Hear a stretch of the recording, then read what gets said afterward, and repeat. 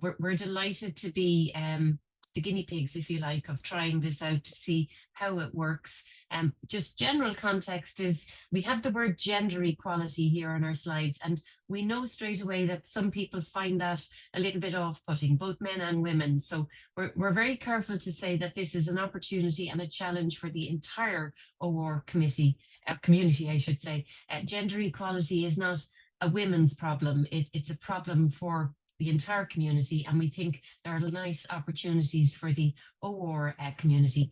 But it's really a cross-cutting theme. We're very used to special interest groups, so we're familiar with that, and we're not so familiar with the idea of general interest groups and things that are cross-cutting.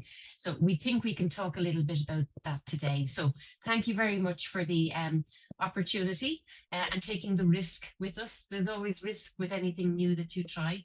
We hope that we will demonstrate that this format can be very useful for the community. So my name is Paula Carroll. I'm an associate professor at the School of Business in University College Dublin in Ireland, and I'm also the chair of the Euro Wisdom Forum, and those connections really are what drove this particular paper.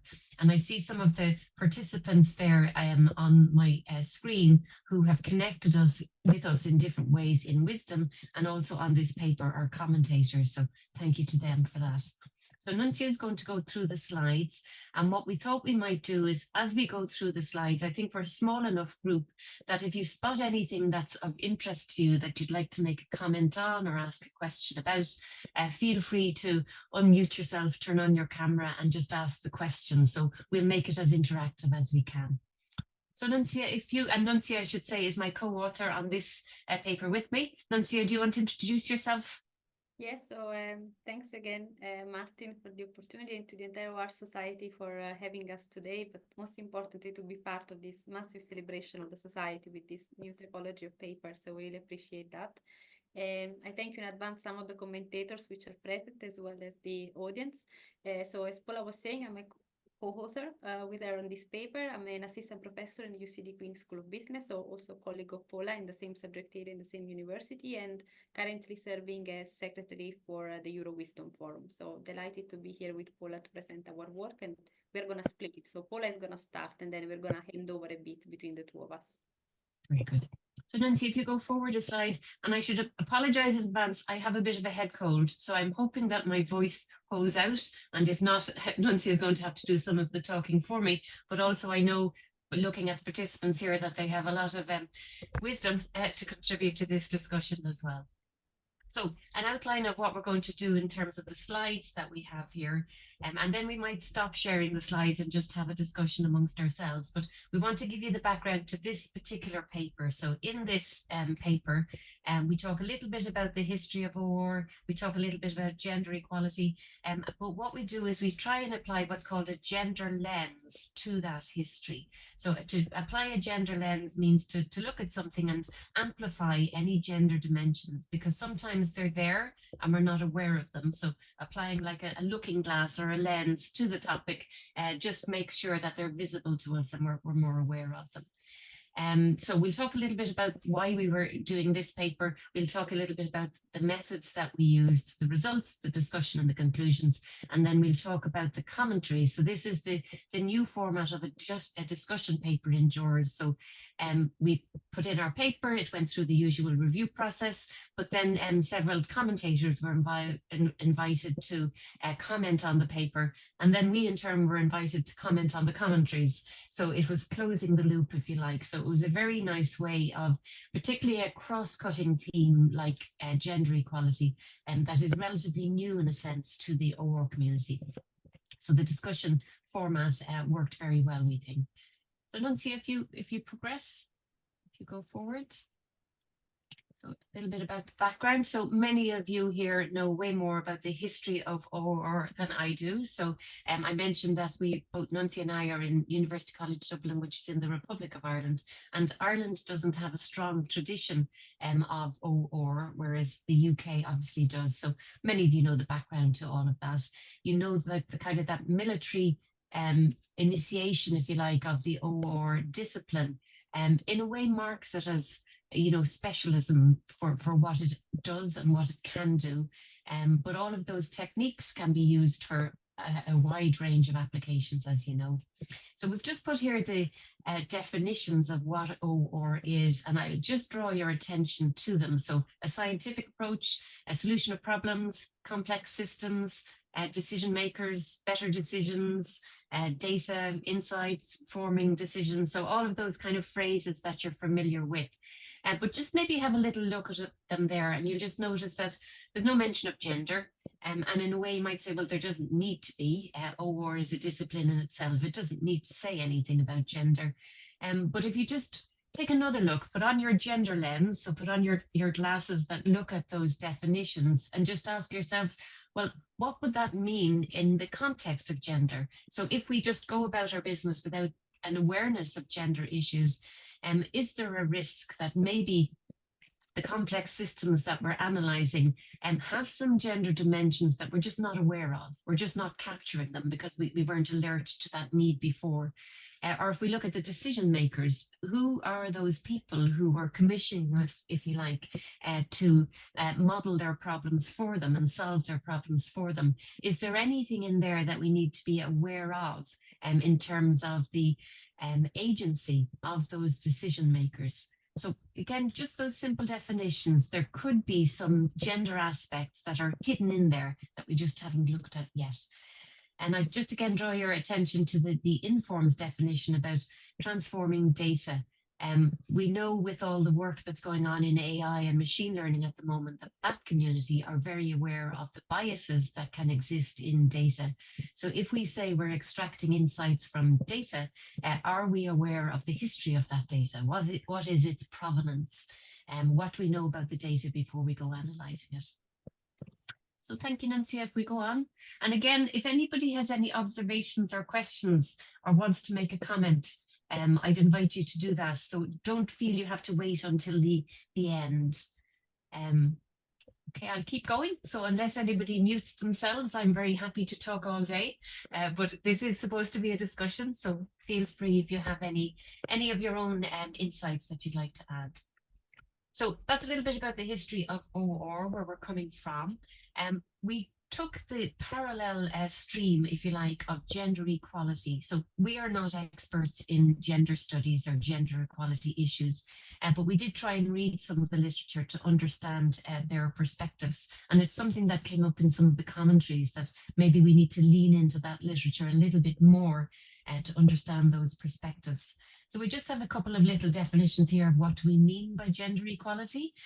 And part of it is making sure that all people have access to full opportunities so that your gender doesn't matter.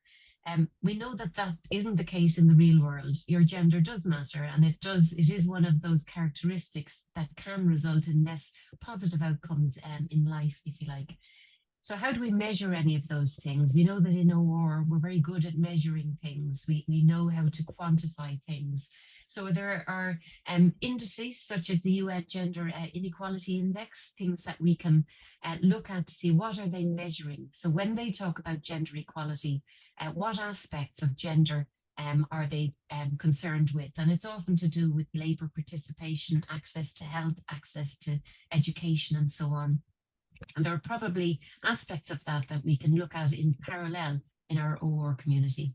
I've just flagged there as well the European Union gender pay gap, which in our paper was at 13%. The more recent figures have it down at 12.7%. So maybe a little bit of progress. I've just flagged there as well the EU gender equality strategy. So in our minds, really, there are links to policies. We know that a carrot and a stick approach is often needed to achieve change in any discipline. And in the EU, various different policies become directives which member states have to enact. For people in other jurisdictions, their own government policy decisions and so on, they feed down to what actually happens, what are the rules and what are the regulations. I'll just tell you one little snippet of history while we're here. So I mentioned Ireland doesn't have a strong history in OR, but Ireland joined what was the EEC, the European Economic Community, in 1973. So last year we celebrated an anniversary ourselves. But the point I wanted to make was that when Ireland did join the EEC, which was the precursor of the EU, said that Ireland had to award equal pay for equal work. It had to give women the same amount of pay as it gave men for the same jobs. And the Irish government at the time said, we're a very poor country, we can't afford to do that, so can we have a derogation, please? And I'm very glad to say that the EEC said no, equal pay, equal work. And that the point I'm making there is that you have to have the rules, you have to have the legislation that you can then leverage. So if there's no legislation that you can point to, then you may have difficulty in kind of, achieving career progress or equal pay or so on. Just a quick question. Yes, please. So the Gender Inequality Index, how is this applied at the country level, discipline?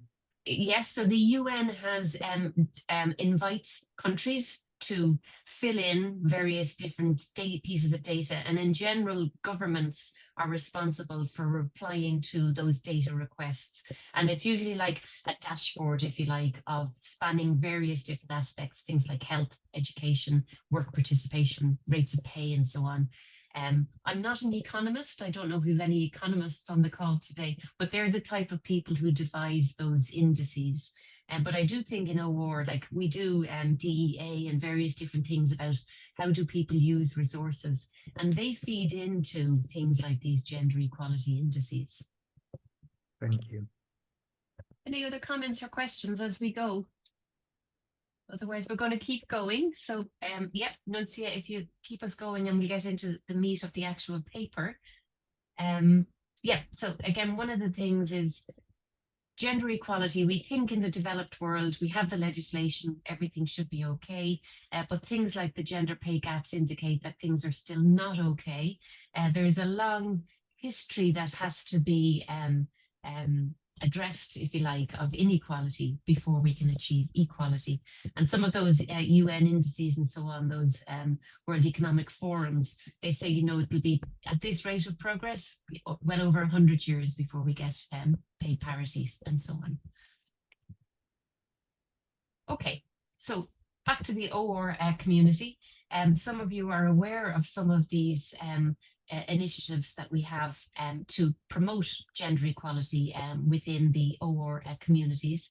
And some of them are focused on inviting women to develop their networks. So Informs in the US, Warren, and we have members here who are involved in that organization. And as I said, I'm the chair of the Euro Wisdom Forum. So we're the youngest sister, if you like, in this network of groups who promote women's participation in OR, or in the case of Wisdom, promote and empower and support the participation of everybody in OR. We want to make it so that it is not gender equality as an issue for women. We want it to be an inclusive OR community. So we set about saying what our objectives were within the Wisdom community, and the ones in green here are two of the objectives that we're addressing today. We do have other initiatives that we run, such as providing visibility for young women at the early stages of their career in OR. But today, really, the piece is about the paper.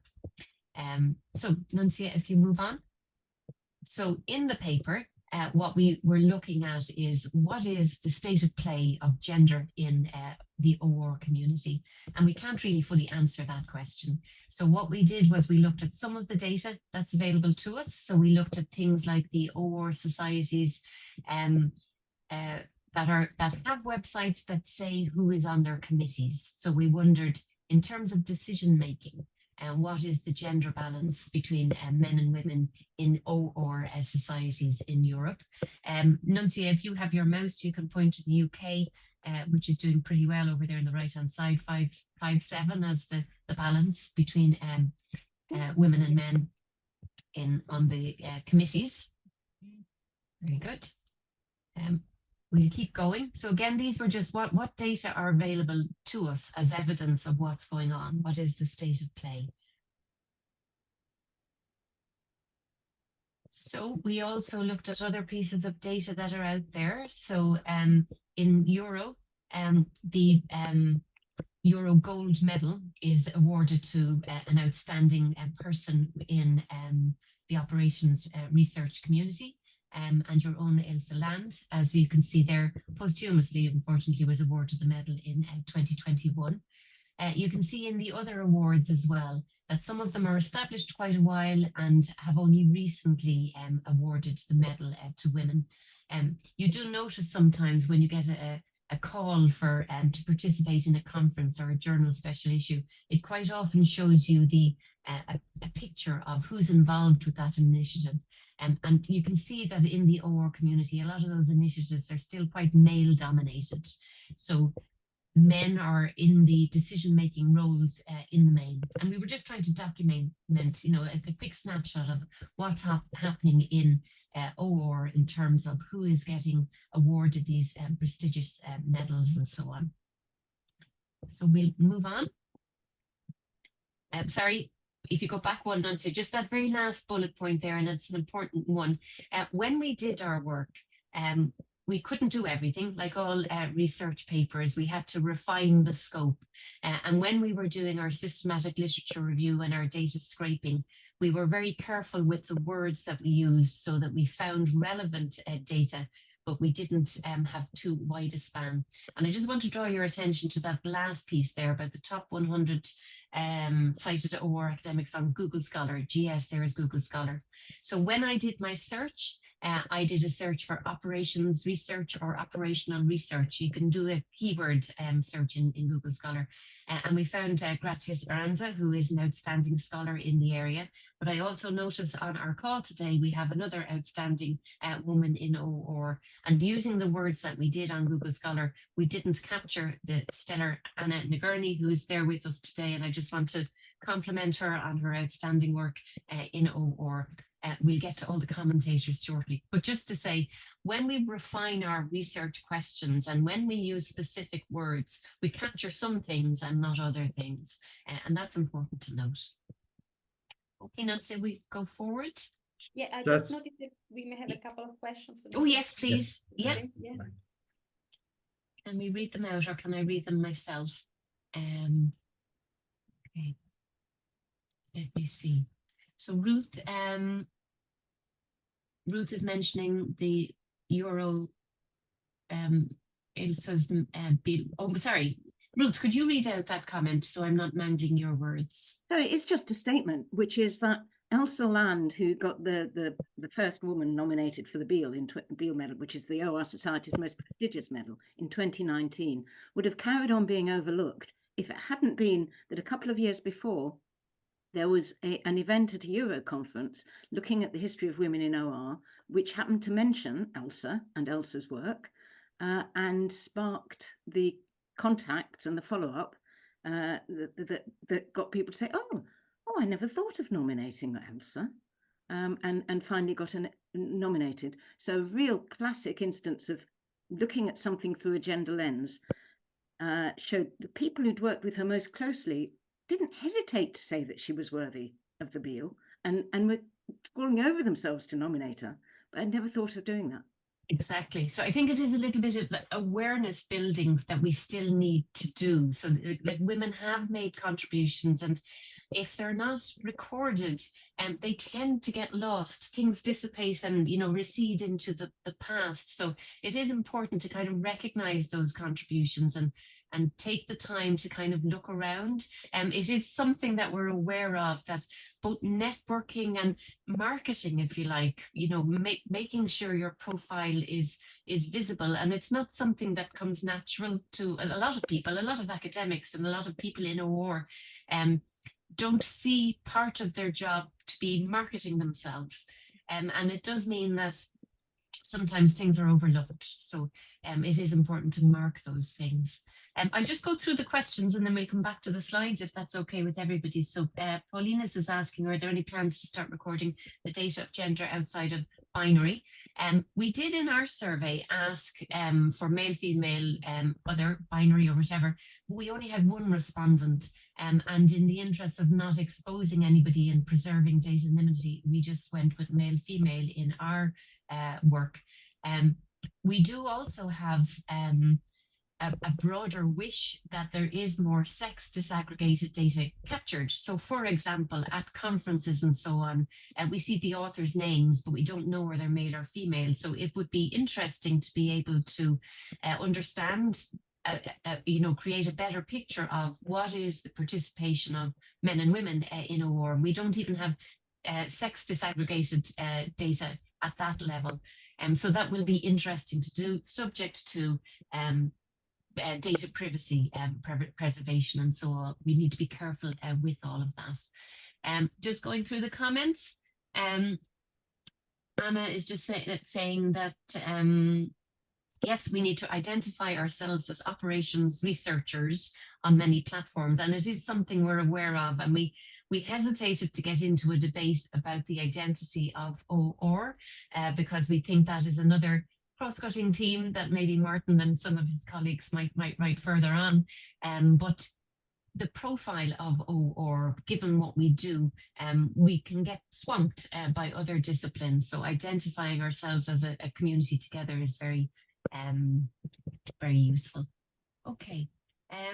Let me see anything else. Any other questions there? If anybody else wants to unmute themselves and ask anything, what I'm just seeing, is there anything else that we need to account for? So again, Paulina's is just saying maybe we need another category. And again, yes, capturing the data is very important. And another observation from Anna, another prize from Iceland for Iceland. Okay, good. Will we continue with the slides? And please, people, if I don't see the comments, feel free to unmute yourselves and to speak. Yeah, I just wanted to add on Paulius' point that actually in our gender question, which is question 1, apart also from acknowledging like the non-binary category, we also put the option prefer to self-describe, like we keep it very airy, so to let anybody, you know, that felt a certain gender to represent themselves, but it's just a matter that the data, as Paula said, where they were, and then in the end we ended up like comparing only male and female. It's not that we wanted to include, it just didn't happen at this stage for the data that we were able to gather. Yeah. Okay, so I'll move on. We'll keep going. Yeah.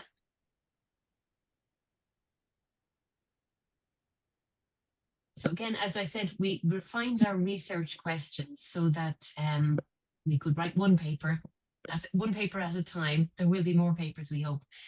So we asked if there is a gender dimension to the history of OR, and there's some nice comments popping up. Kathy is mentioning there that there was a photo from the UK OR Society conference from 1971, and it doesn't look like there were any or many or maybe just one women. That's interesting. So sad. It's yes, that either there were no women there or that they weren't captured in the photo. We don't know. Okay, so our second research question was a little bit more quantitative, if you like. So are there any gender differences in OR careers? And I can't say that Nunzia and I have answered these questions fully. We have started to ask the questions and look at some of the answers, and we're very pleased with this discussion format because we hope that other people will take up the call. So this is more or less our research contribution. As I said, we can't say that we have fully answered those questions, but we have put those questions onto people's radars and asked them to start thinking about them. So we're defining what we call this OR gender nexus. And those of you who have application-oriented OR will be very aware of what people call the nexus. It's the intersection between maybe two different disciplines or two different applications. So we're interested in what is this OR gender nexus, and it's empty at the moment. There isn't a lot there, so that gives us complete freedom for us to decide what that is and how we should approach it. We also did some primary data gathering. So this is, as far as we're aware, the first kind of mapping of the state of play across Euro. Lots of potential and opportunity to do more. And we also use some statistical tools, the quantitative bit, to try and answer our second gender question. So what we did was a systematic literature review. And a systematic literature review is a nice technique to span or scan the literature, where you tell everybody what your search terms are. So where did we search and how did we search? And other people might say, well, why didn't you use this term, or why didn't you look here or there? And it was really so we could scope it down and write one paper. So in the comments that we got back, there were lots of really useful suggestions about other places we could have looked, and other searches we could have done. So this is what we did. So we were interested in that question: is there a gender dimension to the history of OR? So in the literature, we either it's like Goldilocks, it was too big or too small, and in the end we found a bit that was just about right for writing one paper. And we were really only interested in the papers that were really true OR type papers. We weren't really interested in computational biology papers that might happen to mention OR but not really use OR in the sense we were interested in. So it gave us a small enough group of papers, and the search terms are there. And those of you who supervise other students, feel free to take those search strings and modify them and ask your students to do a little bit more work. If you keep going, Nuncia. And this is what we did then for our second research question. So again, a first attempt at mapping the state of play of careers in OR. So we ran a survey, and many of you will say, well, online surveys, they're not the best instruments to really capture the data you want. And yes, we acknowledge the limitations, but it is a first step with all the limitations that go with it. So Nuncia is going to talk about the results now in a minute. Okay, so if we go on, and we'll talk a little bit about the survey design. So the survey, and some questions have come up about, what are we capturing? So in the survey, we did ask about gender. We asked about all of these things as well. And we got our ethics approval under the UCD. So once you're dealing with people and their personal data, we need to take a lot of care. So we did all of that. And this is more or less the flow of our survey data gathering instrument. So I'm going to talk a little bit about our systematic literature review results. So the first batch of papers are at what we call the OR gender nexus. So of the papers that we found, we filtered them down to 18 that were in OR types of journals. And yes, that's another limitation. If we had looked in other places, if we'd looked at conferences, if we had looked at websites and so on, we might have found more. So we leave that as a thought for people. So when we got those papers, we did a thematic analysis, and we said, what are these different papers talking about? So what kind of taxonomy can we create if we wanted to group those papers together? And we found a cluster of papers where gender was appearing as an explanatory variable. So these papers, for example, were about let me try and remember what they were about. Some of them were maybe healthcare applications. If you were trying to do scheduling of surgery or hospital visits, and there was some kind of gender dimension. So maybe some equipment needed to be reconfigured to be used for either men or women, or maybe there were particular clinics that had to be run for men or women. There were also some papers where there were so the explanatory variable there was mainly what we call the sex variable. So sex being your are you man or women defined at birth, as opposed to your identity. So that's where it appeared as an explanatory variable. We did see gender arising in some optimization models. And that, for example, was where there may have been a need for educational scheduling in some jurisdictions where men and women were in separate streams, for example. So actually in the optimization model, there was a constraint that said there could be no overlap between the genders and so on. And the last set of papers we found were about stakeholder involvement. And these were a little bit different than the others. They talked about the community or community behavioral OR. So the first paper there is in the Global South, where there is an attempt in supporting enterprises in the Global South to capture women who may be the people who use these services or so on. So to capture their perspectives in the problem structuring and methodologies. And it's just a comment that we would make is that we didn't really see that in any of the standard OR, if you like. So in our standard OR, we don't really capture a gender dimension in the stakeholders. And the second paper there in the stakeholder involvement was a set of interviews with women in OR. And that kind of goes back to some of the points that Ruth was making earlier about, capturing things. If we don't capture them and document them, they dissipate and they're not recorded. So this was a nice set of interviews. Before we move to the next slide, I'll just go to the comments again. So anybody who's maybe made the comments, so both Anna and Kathy talking about editors-in-chief, and I think a lot of the OR journals, not just the editor-in-chiefs. I'm sorry, I'm not sure where to put my plural. Is it editors-in-chief? So across some of the journals, a stronger presence of men compared to women. And it really is something that we need to be aware of, because it did come up in the commentaries as well about, we have looked at published journal papers here. We can't say anything about the papers that were submitted and either didn't go to review or were rejected, because the editors or the reviewers didn't feel that they were OR papers. If it was some aspect of gender maybe in the paper, it might have been very interesting, but didn't fit with the reviewers or editors' understanding of what an OR paper is or was or should be. And that's where we think this OR gender nexus idea could be very nice, that there's potentially other aspects of what we do that have a gender dimension that we could add. Martin, do you want to say a little bit there? I think you made a comment there.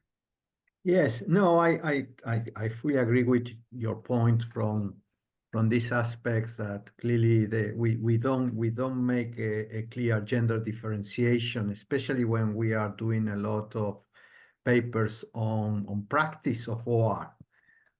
Perhaps because there's not many male or female in the population of those studies, but I think it's very good that you are highlighting this, because there is a lot of activity on practice of OR, and that dimension is not being considered.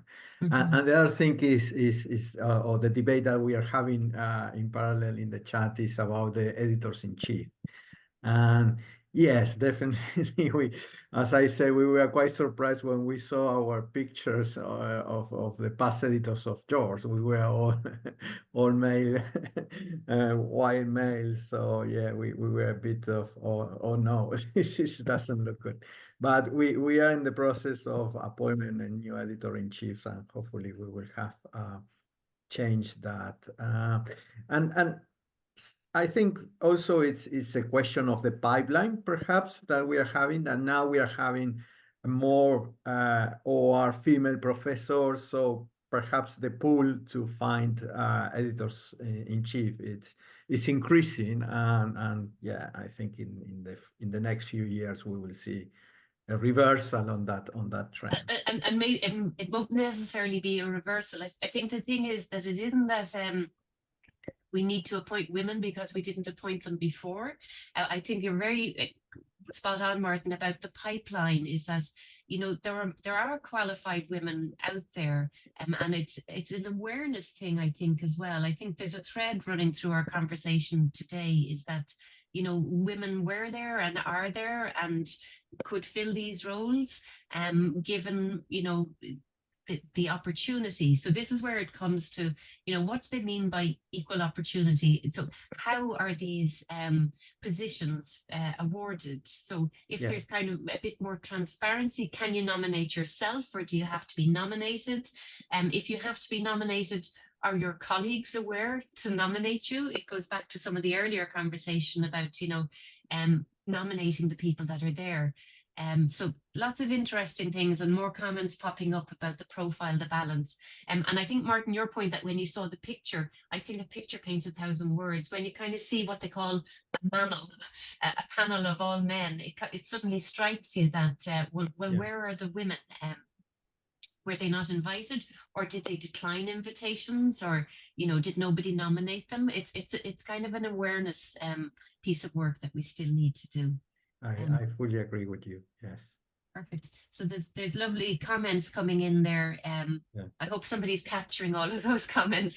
So some master student might do a nice analysis of even the comments that are coming here. Lots of other places where we can look for data and look for evidence and look for places where we can make an improvement. Another interesting question would be, does it make a difference? If you have more women in those decision-making positions, does it make a difference? So the UN and their inequality indices would say women in decision making is an important perspective. So we'll keep going, and anybody who wants to make a comment, please feel free to just unmute yourself and jump in. We'll talk a little bit about the next piece then, Nuncia, if you go forward one slide. Just commenting on last point made by Ruth, which is about the time, where the time comes from becoming we will talk about time in terms of gender and stuff like that later in the survey, so that will definitely follow. Time availability, yeah. Yeah. Good. Okay.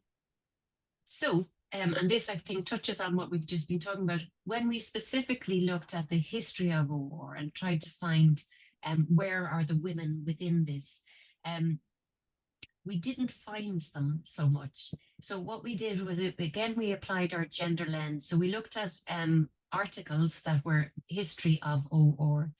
And we again did a thematic analysis, so taxonomy, clustering them together by what we thought were the important themes. So this group of papers was actually very interesting for us to review. And the taxonomy that we came up with was that the papers were either talking about the OR community, so the people, or they were talking about what we would call maybe the special interest groups, so the theory of OR, so some of the sub-disciplines within OR, or the practice of OR, so where are the application areas of OR. So this was the way we grouped them together. And when we applied our gender lens to this set of themes, what we found, again, if you go to the top here, the OR community, that there were biographies, but the biographies were of eminent men in the OR community. They were also maybe regional reviews of, what is the type of OR practiced in particular regions. And again, they talked about the people who were in their operations research societies who were mainly male. So we found in the OR community, we didn't find women. So the papers that were published talked about different aspects of the OR community, but it was about mainly the men in the OR community. We didn't find women in there. The middle group of papers there about the theory of OR, again, they were papers that were talking about maybe one of the special interest groups, one of the types of OR that we do. And they tended, for example, to talk about a person who maybe founded that sub-discipline. So somebody who was very eminent in that area. And again, they were all men. And then the last set of papers we grouped together were about the practice of OR. And they talked about different industries that were kind of very formative, if you like, in the development and the way it drives OR. And I noticed we have some of our commentators on the call today, and there were some nice comments about the coal industry, I think, in particular. And I can't remember who made that comment. If our commentators are here and want to kind of add a little bit more about that project, I think there's a project in the OR Society about mapping the coal industry, and I think they found a presence of some women on some of the coal boards, but maybe we'll come back to that. Okay, so that is the main groups of papers that we found, and in if I was to write a standard JORS paper, it would be, here's my problem statement, and I'd do a bit of a review, and then I'd explain my methodology, and then I'd implement my models, and then I'd talk about my analysis and so on. So this paper is very different because we're kind of really starting from nothing. So we have two pieces of this paper, and one was the introduction and the context, explaining a little bit about what gender equality is and might mean for OR. And then we did this piece, which was our systematic literature review. And that kind of answers our first set of questions about, you know, what gender lens, what can we see if we apply a gender lens to the history of OR? And really what we're seeing is that women aren't very prominent. Their record hasn't really been captured. So maybe they were there.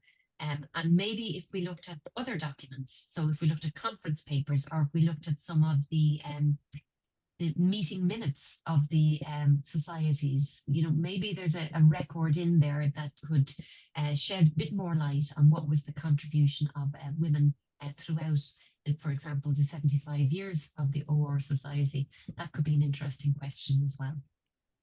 So that's the set of results from the systematic literature review. I'll pause for 2 seconds before we hand over to Nuncia to talk about the survey results.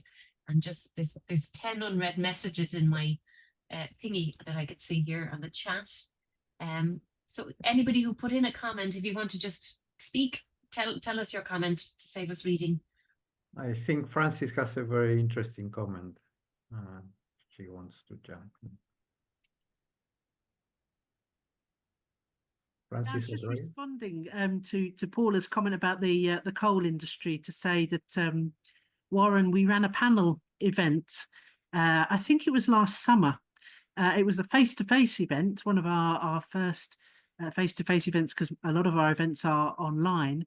But the panel was made up of women who'd worked in the OR group within the coal board, talking about their experiences as being, I guess, younger female OR workers.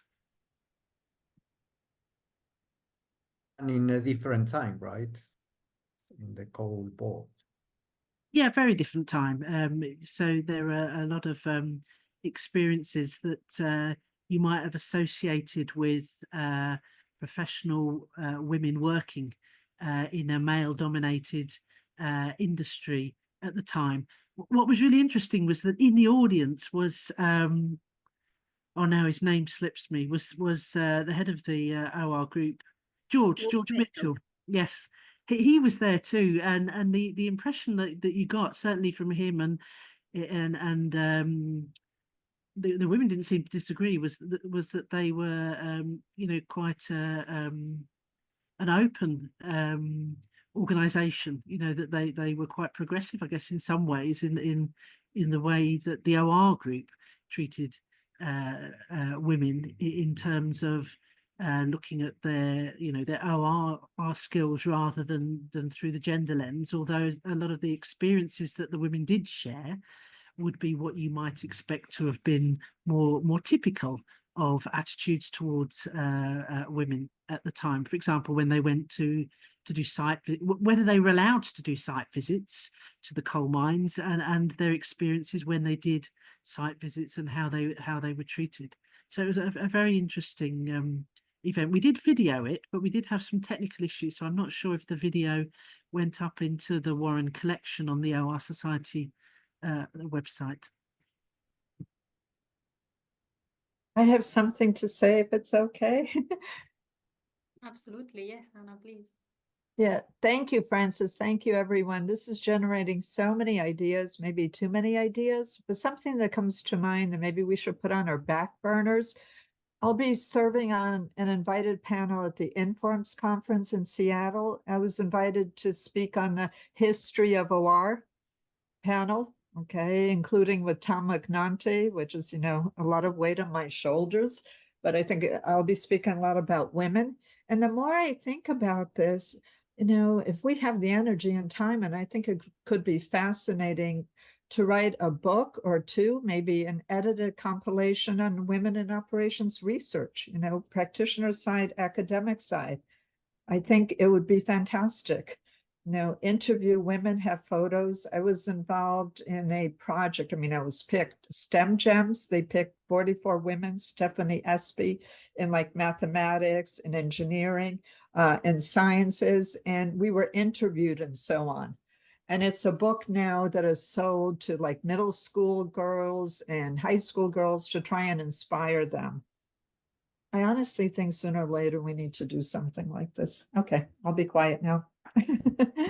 Oh, Just to jump into Anna's comments, with Francis, we did sort of a project with an MSc students. I don't know if you remember, where we sort of survey across the OR community who were their roles, and we create a list out of that. And then we went to Wikipedia, because the MSc student found that really many times role models inspire quite a lot.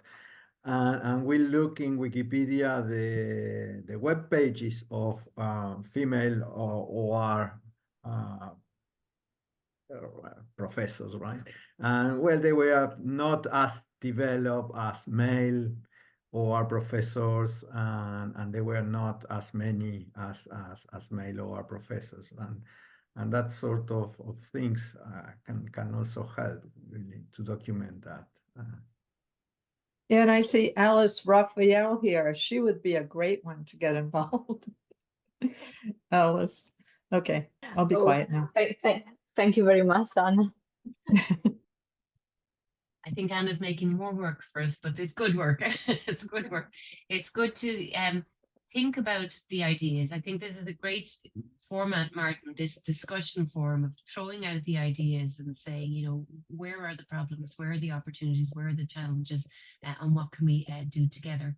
I'm going to hand over to Nuncia to talk a little bit about our second research question that was in this one, which touches on some of the points that people are raising. So our second research question was around, is there a gender dimension to OR careers? We can't say that we have answered it, but we have started asking the question and at least documenting it. So I'm going to hand over to Nuncia for the next little while to present the results of the survey.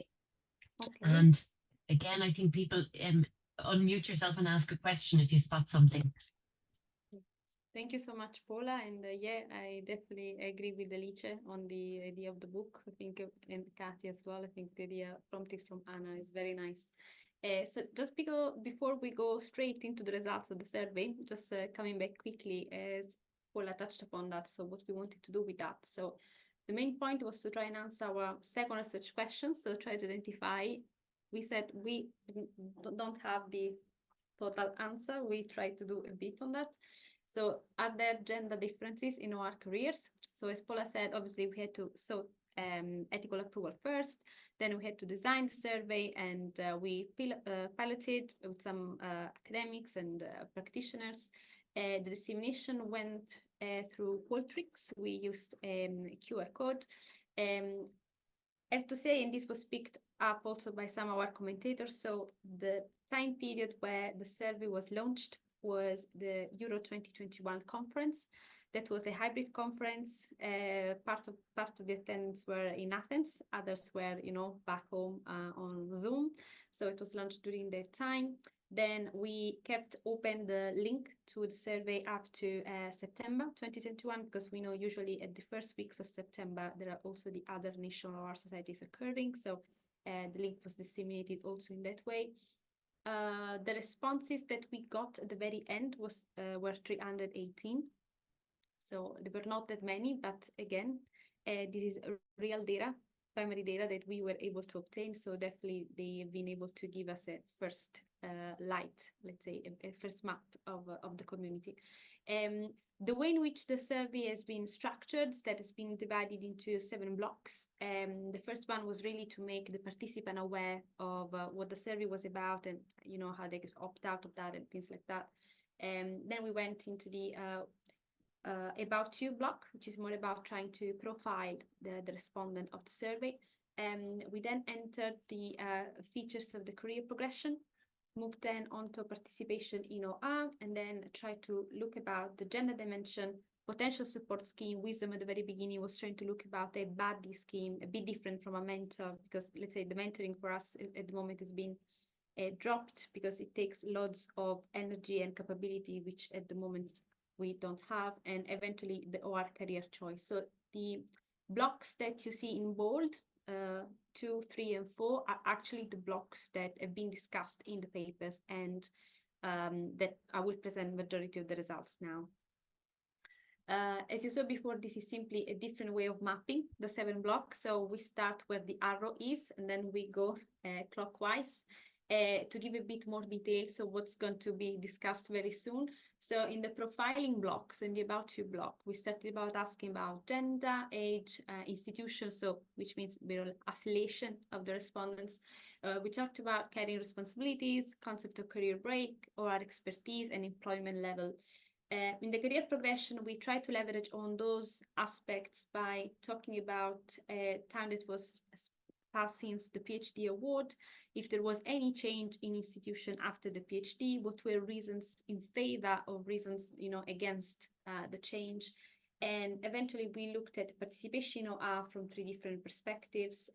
We were interested in evaluating the common choice for the authoring publication order, to talk about challenges to career OR in terms of perception and what are the challenges actually may be perceived, and eventually the presence of role models. Okay, so we're just gonna move now on to the results, and I'll just double check if there is any questions so far. So the first results that I'm going to show you starts from the block 2, so from the profiling block. And so what you see here in the graph is actually a recollection of the survey responses that we had. So this count that you can see is divided by age. So you can see the different age ranges here on the x-axis. The different colors on the bars here represent the affiliation. So research centers, business department, computer science department, engineering department, mathematics, and eventually practice, but also, the gender. So you can see overall the 172 female responses compared to the 146. So if you look about that in terms of percentages, we have slightly a bit more than 50% in terms of female respondents and a slightly bit less than 50 on male respondents.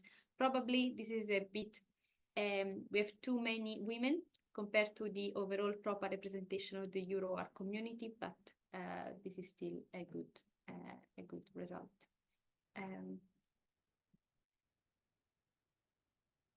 The second point that is something that then came back and I think was touched briefly, some of the questions that the audience had about where does the time come from.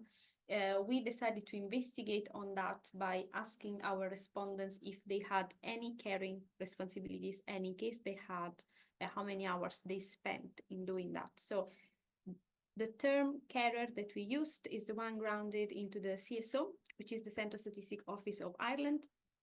So just to be precise, a carer is defined as someone who provides regular and paid personal help for a friend or family member. The results that we gained from the survey is that over all the respondents, 34% of that said that they had caring responsibilities, 66 female versus 42 male respondents. What the graph here is actually going into is talking about the caring hours. So you can see that the different colors on the bars identify if the time spent caring was less or equal than 2 hours, if it was between 2 and 5, if it was between 5 and 10, and if it was greater than 10 hours. In particular, what we found is there was a strong statistical significance associated between the care responsibilities and gender in this age bracket here, in the 35-44. We did a chi-square test on that, and actually the p-value was 0, so the significance was very, very high. This potentially makes sense compared to the fact that that age bracket is the age bracket when many academics are building their profile as independent researcher, and at the same time family is potentially happening. So that could be a supporting data. Just want to check before I go on if there is any comment sparking from this. I think the thread following from the book, I see Antuela's comment about diversity. It's just a quick comment. Definitely that age bracket between 35 and 44 is the paying bracket. You have everything together, the perfect storm. Completely agree, Martin. Yes, and I think we have Catherine that would like to add something. Hi, Catherine. Hey, thanks for that. Can you hear me okay? Oh, yes, we can. Yeah. Oh, fantastic. Yeah, because I got new headphones in, didn't know if they were working.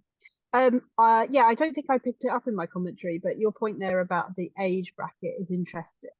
But I think there could be slight nuances between the academic and practitioner ages around that.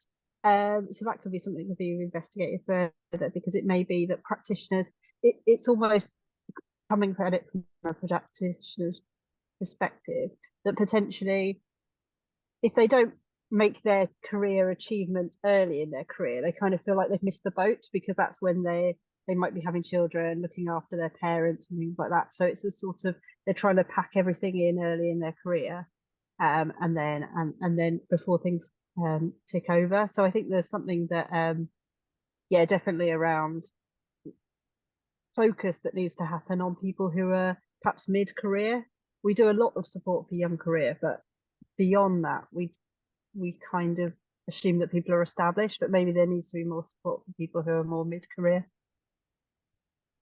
Can I add one on that? So two things. So first one is to go to Catherine's point. Sometimes institutions have different schemes for, you know, people returning from maternity leaves and so on. But at a disciplinary level, I think we have an opportunity. Nuncia mentioned that in Wisdom, we don't have the resources to do mentoring because it requires a lot of resources to do it really well. But we did talk a little bit about the idea of returnships. It was something we came across in the literature as something that UK industry partners sometimes engage in. And it's an initiative to kind of stop the leaky pipeline. So women who step out for maybe maternity leaves, you know, it's difficult to get back in and rebuild the momentum and rebuild your enthusiasm. So there's a possibility really of looking at that idea of returnships, of, you know, women coming back to their OR career at whatever stage, to see, is there a way to connect them in with something that's going on, more recent updates of changes in the discipline or so on. So there's an opportunity, we think, there. But I also want to talk about our study responses as well.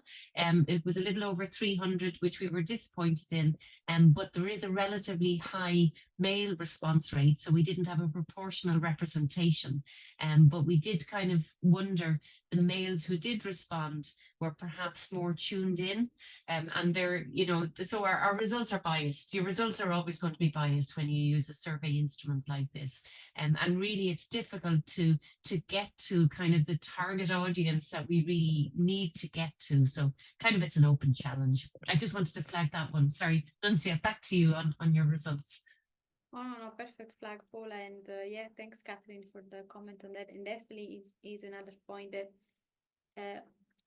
a majority of our data obviously point to academics. We try to involve practitioners, but for how the Euro conference is made, obviously the composition of the respondents is highly reliant more on academics. So definitely the practitioner side should be taken more on board, potentially for different way of dissemination. So just bear in mind about the results on the caring hours, because we're going to come back to that later on. Going further onto the profile block, then the other element that for us was very important to inquire over was the career break, and especially how that was related to gender. Now, the idea of career break is that we split the career break into parental leave, health leave, obviously other type of leave that may occur. And you can see obviously the striking difference between female and male of those respondents that took leave. And in particular, the majority of the leave was the parental one, and obviously on the female side. So this element, the career break, will come back as one of the major features or determinants of gender into our model. We'll come back later. We also decided to evaluate the different OR subdisciplines because we were looking at the Euro community. We took the subdiscipline classifications that we had in EJO, and we looked at it from an age gender perspective, but we didn't find any statistical significance between the subdiscipline categorization and the gender. So that assumes that gender and your subdisciplines can be considered as independent. We also looked at how respondents were mapped by faculty type, age, and gender. You can see again all the different age brackets on the x-axis, and the different colors represent the different departments they may be part of. In our sample, we had first from engineering, 32%, then School of Business in 29%, computer science, 16%, mathematics, 9%, and then the remaining research centers and other institutions. So this also comes back to the cross-disciplinarity, interdisciplinarity of OR that can be found in so many different departments within different affiliations. Just looking at the comments. I think there is a comment from Ruth. Another question about the response rate. Do we know the gender distribution of people who received the questionnaire? Guessing to something like 2/3 men, in which case the male response rate is particularly disappointing. Yes, so practically, Ruth, we had just a bit, Paula mentioned as well before, so we just had a bit over 50% for female, so we had 54% female and 46% male. So sorry, I didn't mean that. I meant you didn't get, you might have got, are you saying you got 44% of the men at the conference responded? Oh, No, no. Can that's what the question is about, is what percentage of the men who were surveyed responded. Can I answer that one if you don't mind, Nunzia? And Ruth, the answer is we don't actually know because we don't have the gender profile of the Euro participants. So this goes back to gathering sex disaggregated data. So when you register for Euro, you don't have to tell, they don't ask you for your gender. And it is something that I think it would be safe when we're running conferences to ask the participants for their gender, provided we're clear about what we're going to do with that data. So this goes back to protecting the privacy of people when we gather their data. We need to be clear what we're gathering the data for. But to answer that one, Ruth, we don't actually know the gender profile. It is something that we thought would be very interesting to do when Euro runs. It produces a big booklet, a program of all of the presenters, but you can't tell who's male or female. You know, there are projects where people try to estimate the gender of an author by their name, but if you only have the first initial, that's very difficult. And even if you have the full name, it can be difficult to estimate the gender of an author by their name. But we think that could be a very nice project, maybe for some master's students. And then eventually we'd be able to answer Ruth's question about what was the profile of the participants that the survey was disseminated to. Thank you, Paula. Yes, apologies, Ruth, I misunderstood the question. Thank you, Antuela, who just left us, and thanks, Anna, as well for the support. Kathy's comment, any data put forward regardless of the limitations still show us there is a problem, and if it is just the tip of the iceberg, I would like this to be repeated with people who don't attend conferences. Kathy, this is a very nice point. As we had lots of difficulty, as Paula said as well, so we were, because Euro is such a big conference, we're expecting even to gather more responses, but it may be a combination of different factors, the hybrid conference, survey fatigue, lots of people also doing surveys, and obviously, as you, I think, pointed out in one of the comments, that was COVID time, lots of issues, especially related on the females, so who knows?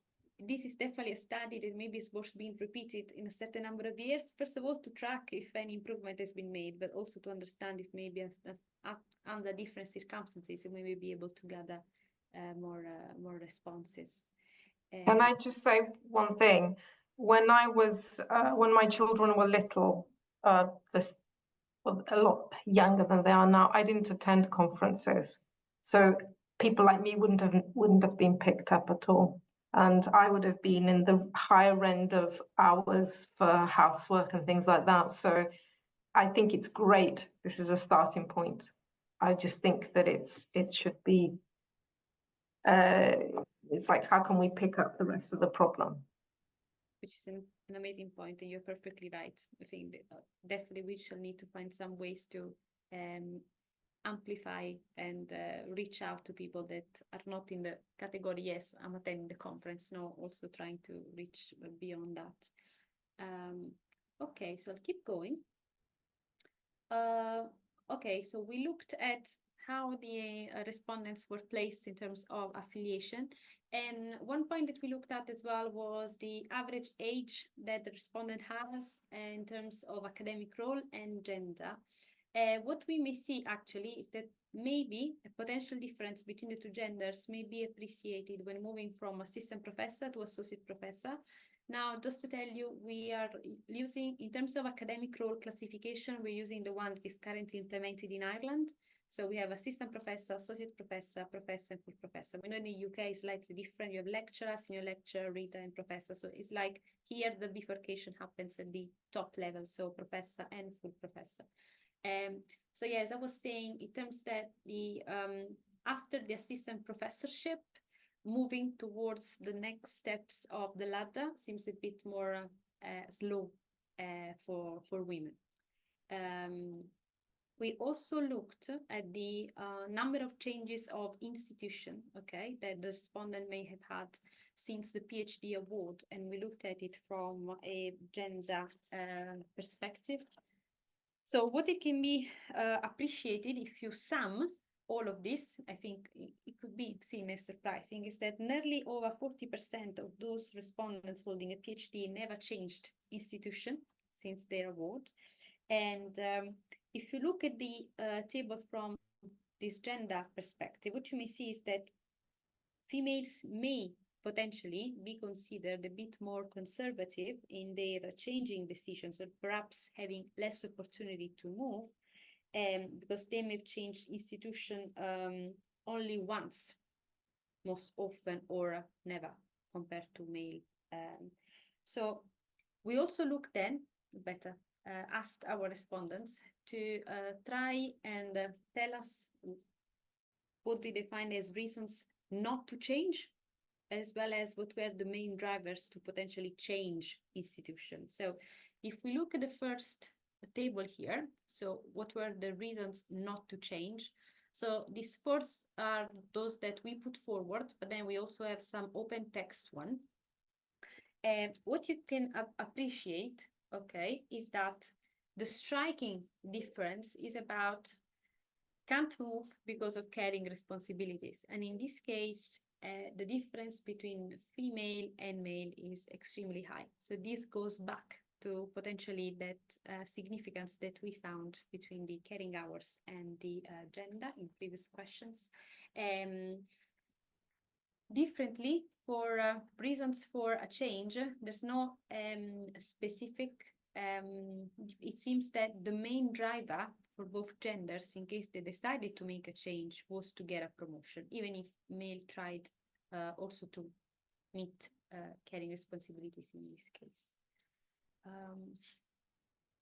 We then move on to block 4, so the last block that we're going to analyze, which is about participation in OR.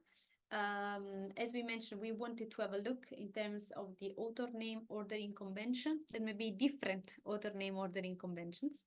However, the one that that stood is the first one here, about alphabetic persona with the authors acting as corresponding author. This is something that we were willing to look at also because there is another project currently working in the Wisdom Committee about co-authorship network. So it's something that potentially could have been linked to that. We then decided to look at the... Nunzia, just before you move on there, can I just add in one comment? So just in the comments here, people have commented about their time availability, for example, to take up editorship roles or other things like that. But there were also comments about the institution supporting people to perform those editorial roles, and the conflict then that the institutions expect academics to publish in certain journals. And I just thought it was interesting to kind of flag that we did ask people which faculty they're associated with. Because if you're in a business school, you might have one target list. If you're in computer science, you might have another target list. And we didn't see any kind of gender difference in any of that. So men and women are spread across different faculties, which is kind of a challenge for, you know, an OR identity, if you like. I just wanted to mention that. And then I also wanted to mention that in our survey design, our responses are small in number, if you like, but also we recognize that we asked one set of questions, whereas different OR societies might have a tailored set of questions for their appropriate for their region. So even where Nuncia mentioned the academic structure is different to different places. Also the industry sectors for the practitioners differ from country to country. So we do think there's an opportunity to devise a similar type survey or other data gathering instrument, if somebody has one, that can get at that data. And I think Martin and Christina mentioned about the OR Society register. Is it for the conference or in your membership that some of that data might be available? And it's a matter of kind of going through the ethics and the design process of getting access to that data and asking the questions. Just a quick question here. What do you think are the implications of this table? It's a question of caring more for the reputation, or there is something that perhaps for professors we need to consider that's difference in gender in terms of authorship. Can I answer that one, Nancy, if you don't mind? I think it has practical applications because people applying for promotion have to show, for example, that they have been the lead author or that they are the senior author. And if you're not alert to the naming conventions, maybe your name gets sandwiched in the middle and you don't quite, when you go to look for promotion, for example, and get the credits that you may be due. And I think the journals are much better nowadays at asking the authors to acknowledge the contribution of all of the co-authors. And that's not something that used to happen. It used to be kind of the convention, for example, that the PhD supervisor got, you know, put onto the list, even if they hadn't really done anything. So I think the conventions are changing, but they do have practical implications. Like once your author names are listed, that's static. You can't go back and say, can you change it, please? So there are practical implications that probably editors and the publishers need to be aware of, but also us people, you know, academics who are writing the papers need to think about the naming convention. What are the practical implications for the set of authors? Yeah, so maybe some of the other people on the participants as well might have something to add to that.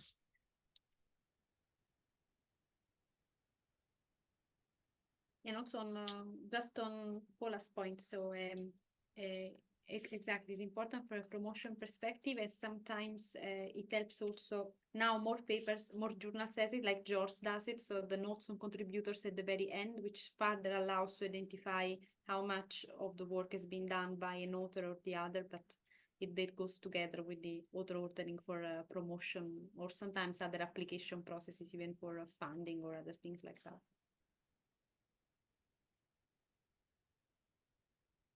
I think we have a couple of comments. So Christina is agreeing on your point, Paula. So Semico Research needs to get it right, and Kathy is asking if that may be showing that women are not leading enough at this stage.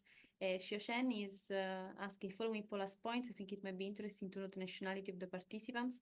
cultural elements may play an important role in gender equality perception. They may also influence attitude to caring, responsibility, or promotion, for example. Shoshan, this is a very nice point, and I didn't mention it. We also asked the country in terms of the affiliation of the respondents, and 90% of our respondents are based in Europe, starting from France, then Germany, Italy, Netherlands, and then the rest of the world. But not 90% in our case were respondents affiliated with any European university. Okay. I'm gonna move on to the next block. Oh, maybe there is Ruth's comment. Ruth, I'll double check on this. Maybe there was a typo here, but I'll double check on this table. But this should all be adding up to 200. Perhaps it's that some people didn't answer that question if they Answer the didn't participate in journal writing, if Yeah, that wasn't yeah. part of what your Yeah. job does. Okay, I'll move then on to the challenges. Yeah, so we asked our respondents if they perceived any challenges to participation in OR, and in case which one they agreed were effectively challenges. So we can observe that the major challenge for both genders was balancing work-life, but that one is more heavily exposed in females. Here is just the first one. Then this one is followed by securing research funding. So that's the second more difficult one for males. Different for females, the most difficult one is getting papers published. So the third one here. In particular, then this this work-life balance challenge, together with the obtaining a promotion, seem to be the challenges where the gap between the two genders is the widest. Okay.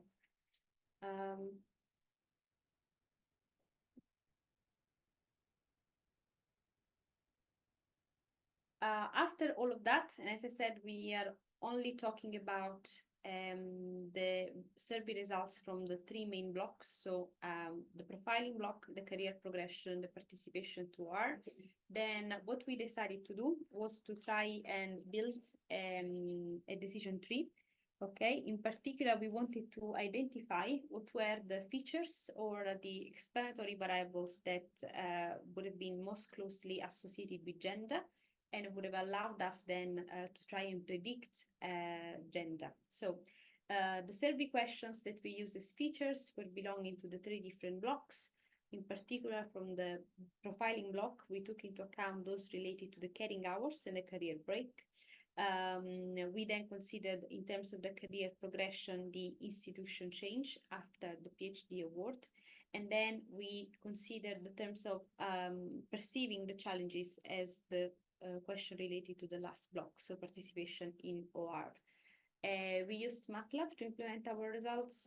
We used two different approaches. One was the Learner app, which is a built-in app within MATLAB, and then we also used an inline. So we devised our own script to identify the tree.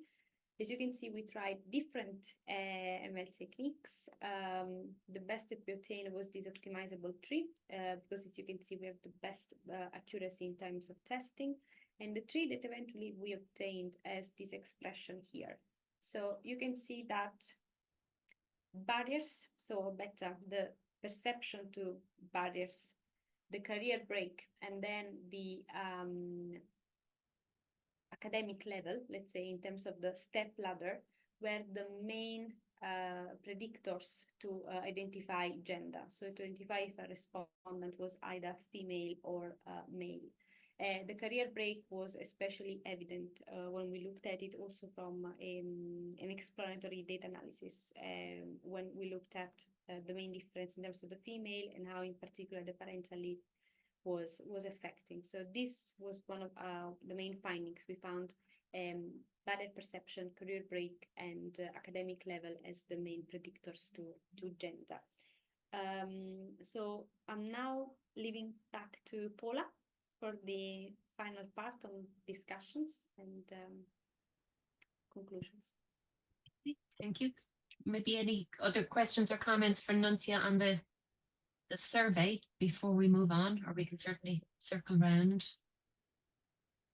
Good. Okay. So again, back to what were we trying to do? So this was just one paper, and we had set ourselves two questions to try and answer in this paper. And one was, if we apply a gender lens to the history of a war, what do we see? And that's really the past, if you like.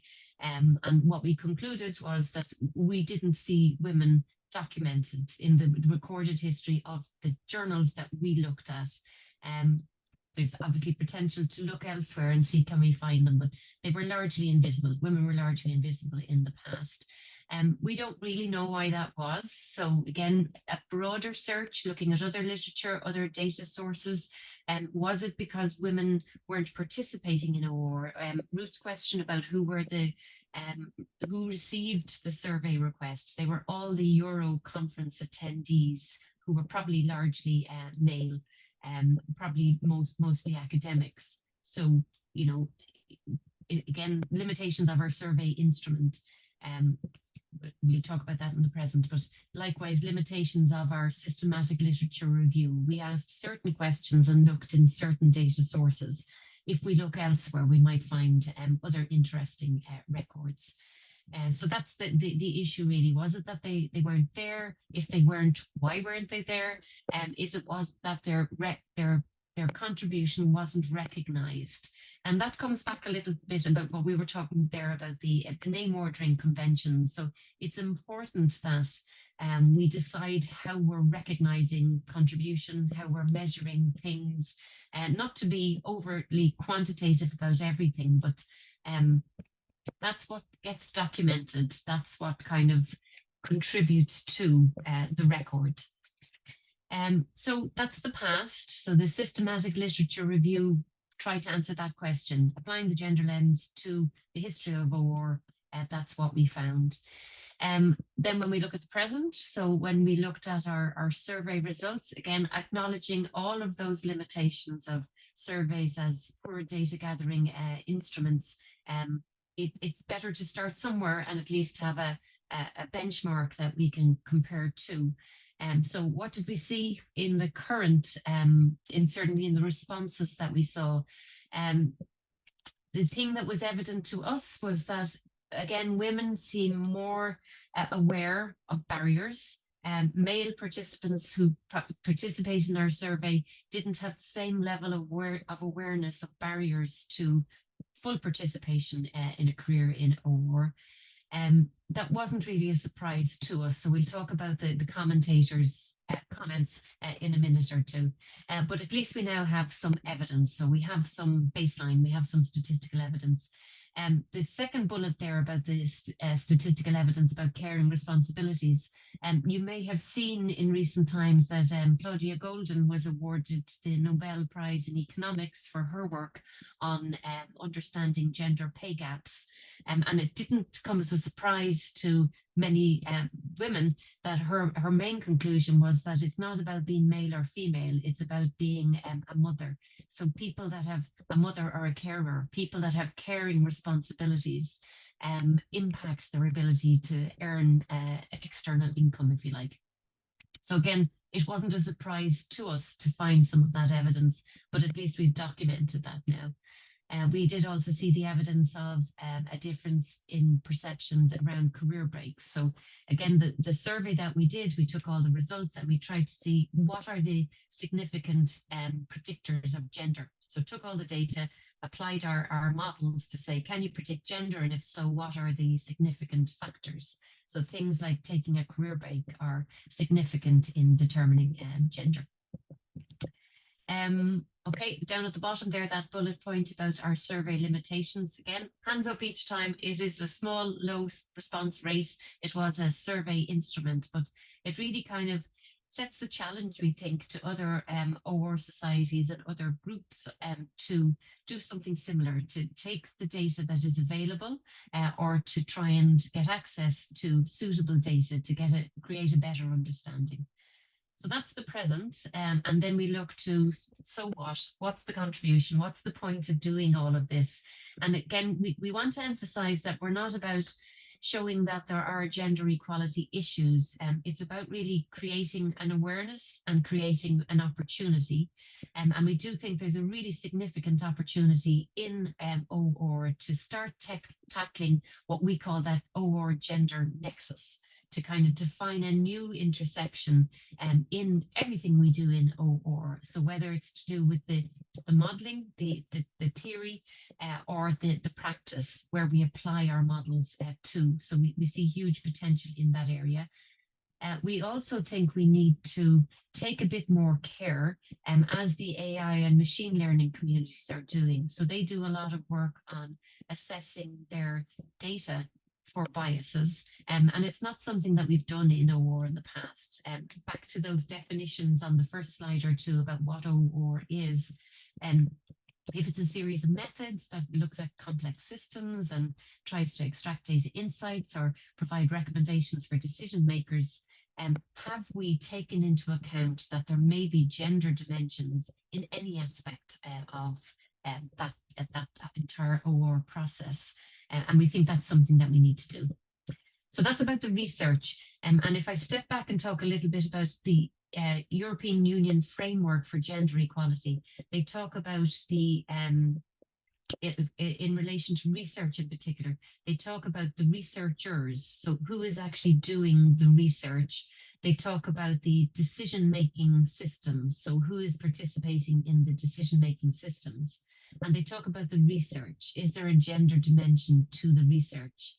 And we think within the paper that we have published in JORS, with thanks again to the editor-in-chief for going through this process with us, is that we've identified avenues for each of those dimensions to be, each of those avenues to be explored further. So the researchers, who are the researchers, the decision makers, and I should extend not just researchers, so the operational researchers, who are they? Who's participating in the decision making? So who has agency to make change? And then we also think within the OR work itself, there's an opportunity to look at the models, the data, the methodologies, the applications, and uncover some gender dimensions in there. So there are discussions and conclusions. And if we just go to the commentaries, we'll just put all of those commentaries up there at the high level. And I know we have some of our commentators here, so I want to say a huge thank you to them. We've noted in the chat, people talk about the challenge to find time to do these things. So, you know, people are invited to review. This was a new thing. People were invited to comment on a paper that was about to be published. So it required them to read through the paper, think very carefully, leverage their own life experience and expertise. So we're very thankful to them that they gave us such meaningful critiques. They really kind of spotted some interesting connections between things. And I've summarized them here, but if any of our commentators want to kind of explain a little bit more, that would be great. But we summarized the comments into two groups, and one was really that, you know, the commentators recognized that there was a research gap. We really didn't know the position of, you know, women in OR, so that the study was needed. But mainly people were not surprised by the results, and we didn't expect to find very surprising results, but we did find evidence. So we were pleased with that. The commentators talked a little bit about stereotypes and biases and their own histories. So again, I think there's a lot that we can document still in that. And then the ideas of either a repeated survey at the Euro level or at, you know, either or working group discipline level or in the national OR societies are broader than that. I'll pause there for a second on research theme number 1 and just see, are any of our commentators able to tell us a little?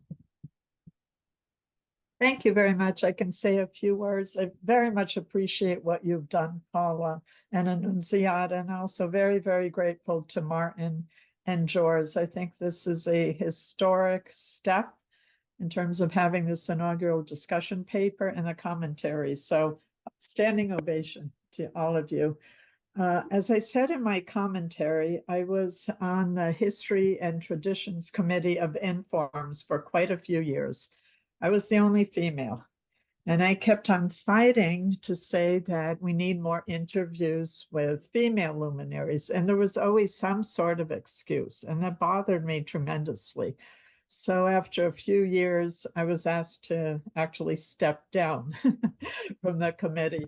But I mentioned the fantastic work of Anand Subramanian, who started his subject to video interviews. And now I think he's approached about 100 interviews. They're posted on YouTube, and he is so inclusive. He's included so many females as subjects, okay? And that is a fantastic historical or her story, you know, kind of a set of documents. And I think we need to increase the visibility of females, you know, all genders and their contributions. It's just better for the field. It'll attract more members and so on. And I think that's critical. Okay, the recognition and the visibility and the acknowledgement of the hard work, you know, whether in practice or government or academia. Okay, and I think we have the talents to do that too. Okay, we need to do the whether, you know, we communicate better in writing and speech in terms of videos and so on. Just jump into Anna's comment. I must say that your commentary was an excellent perspective on what's going on in North America that I think we were missing. So it was fantastic that you wrote that commentary, which is very, very detailed and with a lot of links to see the data sources. Yes, that's fantastic, because we can complement a bit of the perspective from Europe and with the North American perspective, which is great.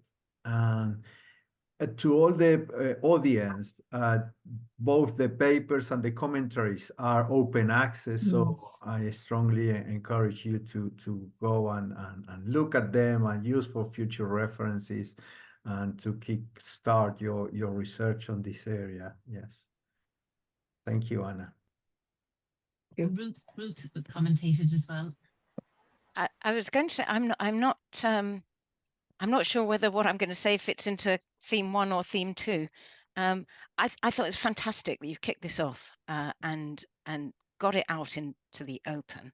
The first commentary I wrote, the first draft commentary I wrote, was actually a howl of pain, and I decided this wouldn't work as a commentary. So I became a bit more thoughtful. And I think whatever the gaps in the history of academics are, they're nothing compared with the gaps in the history of practitioners. Because at least academics have published. At least they have been to conferences and are shown as being in conferences. An awful lot of practitioners don't publish. If they do, their work is subject to commercial confidentiality or non-disclosure agreements or political concerns. And when they move on, and they don't have access anymore because the work didn't belong to them, it belongs to their employers. So in a lot of ways, women practitioners have it a lot easier. So we don't have to worry about publications. We aren't usually expected to do huge amounts of additional work in our own time, although that rather depends on where you're working. We do have generally better HR policies that we're working with. So I think there are different sorts of issues in practice, but if you're looking for role models and history, there's a huge amount that's been lost, and it is continuing being lost. So maybe we should build on the subject 2 videos before people disappear. Because the other thing is, I'm very aware.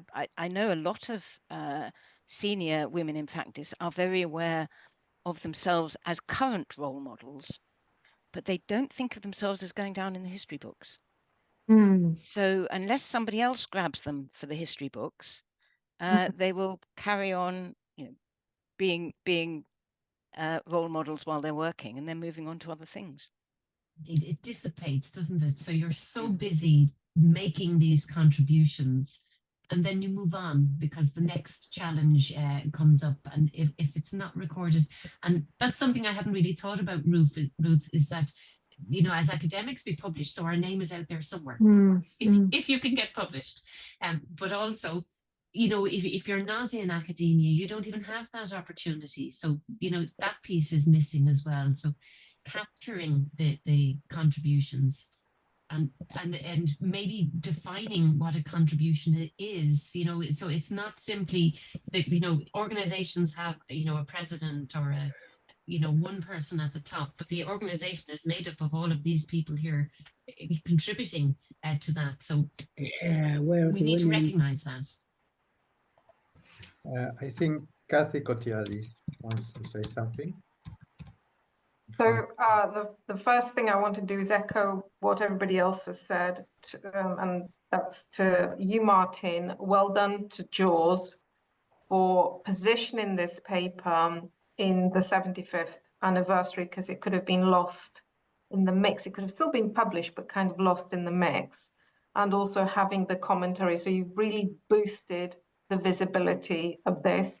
Obviously, to the OR Society for running an event like this, where it brings everything together, it's sort of formalized, because the visibility is so important to be seen, that to put prominence and importance on this topic, and to say, well, actually, we need to do something about this. And I want to then say another thing to the women that are here, and especially the women that have sort of reached the position and the visible, and they've kind of got, if they were in the army, they'd have like several stripes. They've lived, they've done things. It's so important for you to be visible, and I just wanted to say that when I started off in OR, there was only one women professor in the UK that was in my field. So that was Ruth Davis. At the time, she's sort of since retired and stuff. And I was lucky to, when she was working, to kind of spend time and get to see what does a woman look like in my field. How do you get there? Just this visibility, and actually there were a lot of women in O1, the particular group that I was with, Martin and Francis, and this was such a great training camp. And not everybody's lucky to have such a group of women around them and to help them. And I think even if, you know, for the young early career women that are perhaps in departments that don't have good representation, just to see everybody's visibility, whether it's in these leadership positions, area editors, editors in chief, leading anything really, even Warren existing, it makes a real difference. And you know, once you've gone past the point and you've kind of ticked the professor box, or whatever box you've ticked, you might not think back to those early days and to think, is this, and you know, like for those, and even I think for our male colleagues that have daughters and stuff, you wouldn't want the future for your daughter to be not have the opportunities. You'd want her to go into a field and reach the top if she could, if she was capable, and so on. So I think it's so important that we're changing the landscape for our daughters, academic daughters, because I have no daughters, perhaps granddaughters, but you know, to change that landscape so they find a different place. So thank you for Nunzia and Paula for, you know, having that difficult job to move outside your comfort zone and write a paper that's very different for you and start that conversation. So that's all I'm going to say. Thank you very much, Kathy, for the compliments, but we didn't do it on our own, I have to confess.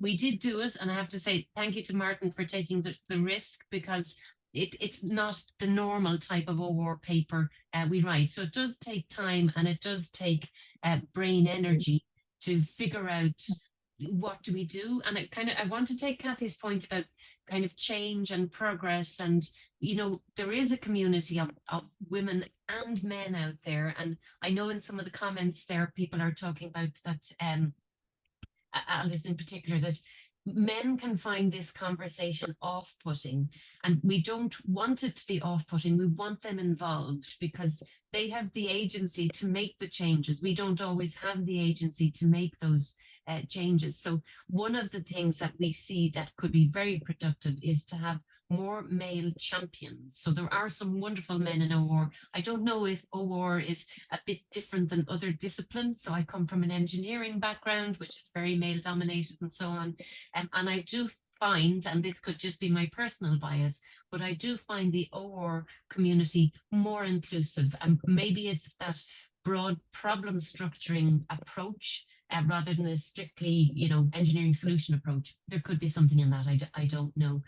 But I do want to thank all the people who have facilitated us in getting this far and starting this conversation.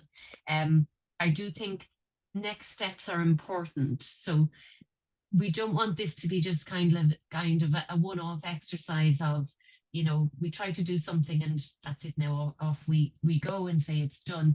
I don't think it's done. I think it's really just the starting point, and I would really love to have people involved with us in progressing next steps. Can I draw your attention to the people on the slides here? So some of the names. So these are some of the people who were involved in getting us to this stage. So I won't read them all because we're just coming up nearly, I think, on time. But I want to thank all of the people who helped us, encouraged us. And again, somebody, I'm forgetting who said what in the conversation about, I think encouragement is hugely important, because when you try things and they don't work, it's discouraging, and you don't have limitless energy. You can only expend it, you know, you can only try a certain number of times before you have to say, I'm going to hand on the baton and hope somebody else can try. So thank you to all of the people who encouraged us. I think, Nuncia, do we need to say anything else in terms of thank yous? Sorry, Martin? No, and thank you. I think we are good, especially for we thanked also our wisdom research. Oh my goodness, Graham is just pointing out that we've missed Anna's name on the commentaries, have we? Anna, I'm so sorry. That's okay. I'm so sorry. Thank you. Oh dear, we I did it believe in again. showing up as much as I can, though. So thank That's how it starts, Anna. That's how your name starts to get lost. You've got to insist that it's up there. Nuncia, you can edit it there now and edit it back in. Okay, what else did we want to say? Yes, so we're just wrapping up, and I know Anna is here, and a huge thank you to Anna, and apologies again. Nuncia, if you just share that slide, slides, there's one last piece I just want to draw to people's attention. So just if you go to the next slide, if you don't mind, if I can put in a little plug about our next steps. So the Wisdom Forum are participating in the Euro conference, and one of the things we have is a workshop on the Sunday afternoon, and I know Ruth will be coming, but more than that, Anna will be on the panel. So we have a very nice workshop planned for the Sunday afternoon, networking as a tool for career progression. So open to anybody who's in Copenhagen that Sunday afternoon, with Anna from the OR perspective, but we've also invited somebody from the gender studies side of things, so a leadership coach who talks about, you know, building your confidence, building your career. So that is what is coming next. And then last slide, Nuncia, other things, you can go to our website and find other things that are happening. And then the last slide is just to entice you. This was at Euro 2024 in terms of visibility. These are some of the recipients of the Young Women for OR.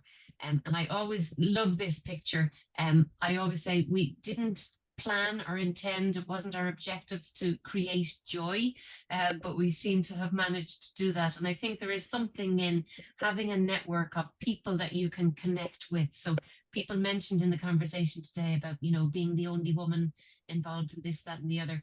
Having other women that are in similar positions is a huge strength of support and encouragement. So those of you coming to Euro, Anna will be with us for that workshop. So I'm really looking forward to that. And Ruth has also other activities happening that Sunday. Yeah, it will be good that Ruth mentioned that activities, if it's possible.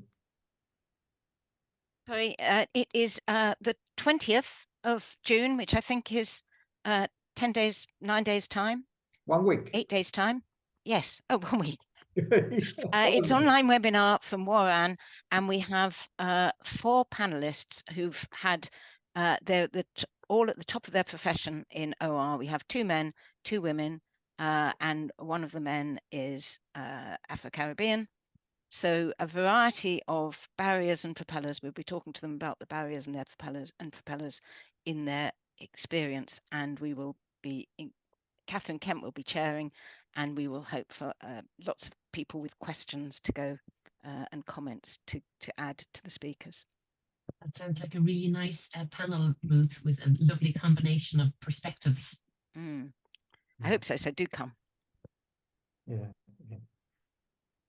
Yes, I don't know if there is any other comments. Otherwise, one thing that I would like to add is, and perhaps why my strong support to this paper is that in recent years, when you see your MSc programs, business analytics, and see the distribution, you see that 60% of the students are female.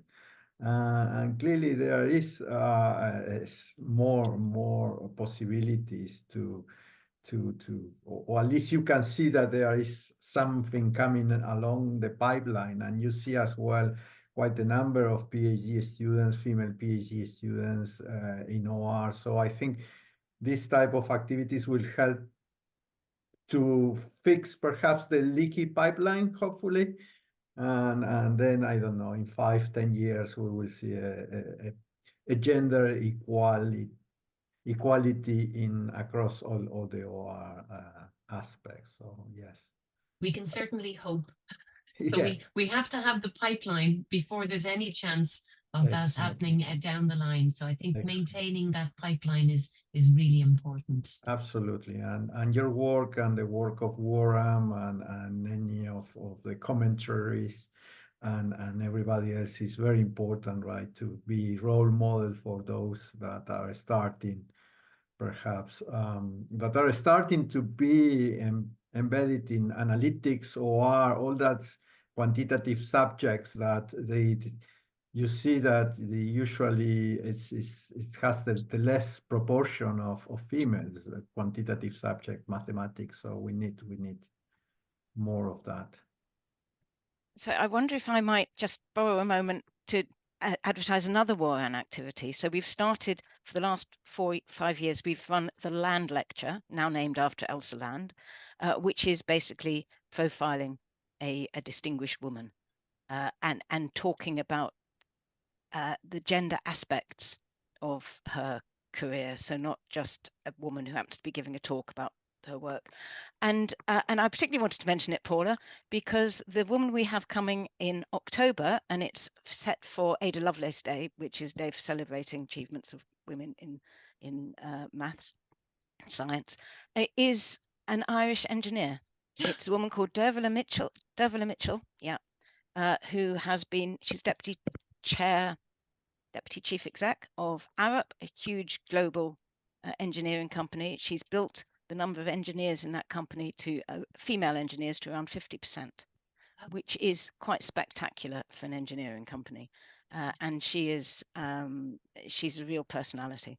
So I will promote that as well for when the time comes in October. Sounds good. Yeah. So any final comments? So then you can have your lunch if you haven't yet. No final comments from anybody? So from my perspective, thank you very much for all the attendees for making this very engaging and for having this paper. And as I said, it's always good to start with something. So this paper start with something, and science is built up on small steps. So I hope to see more research on this. Definitely, I see Kathy that does a lot of facilitated modeling research. It could be interesting to see if there is a gender dimension on the facilitator in achieving some sort of agreements, right? And especially in very complex problems when that the one that we have, right? The global challenges that we have. So yes, I hope to see more research on this. And thank you very much, Paula and Nuncia, for your presentation and your paper. And yes, keep going on. And see you perhaps in Europe for sure, and in the OR Society conference next time. Thank you very much. Have a good afternoon. Thank you.